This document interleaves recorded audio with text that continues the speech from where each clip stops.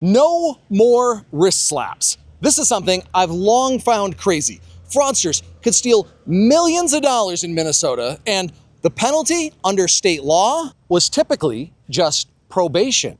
I've been asking political leaders about this for a couple years. Does Minnesota need to increase penalties? Currently, you can steal millions of dollars in Medicaid, and it's the same sentence as walking into Target and stealing a TV. I think they get viewed as victimless crimes or something. They are not victimless crimes. I'll go back to the legislature again. I think that would be something that Republicans would definitely agree with us on. Turns out it was one of the few things Republicans and Democrats agreed on. This month, a new law went into effect that will send fraudsters who steal $1 million or more Medicaid dollars to prison. My coworker, reporter Lou Ragoose, breaks it down.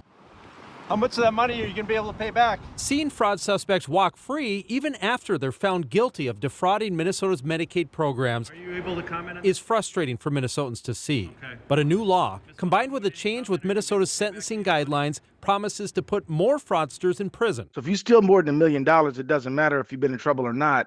You are going to be facing prison time. Medicaid fraud suspects are prosecuted in both federal court by the U.S. Attorney's Office and in state court by the Attorney General Office's Medicaid Fraud Control Unit. Many of the major cases, like Feeding Our Future, have gone through federal court, resulting in sentences as high as 40 years in prison.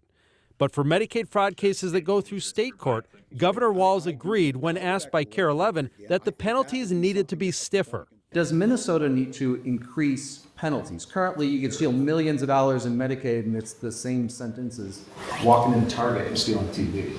They get viewed as victimless crimes or something. They are not victimless crimes. So I do think that. I'll go back to the legislature again. I think that would be something that Republicans would definitely agree with us on. The legislature passed the MAP Act, which gives the AG's office more fraud investigators and creates different tiers for fraud cases depending on how much money they steal. Minnesota judges have to follow this grid when sentencing someone, matching their criminal history to the so-called severity level of the crime.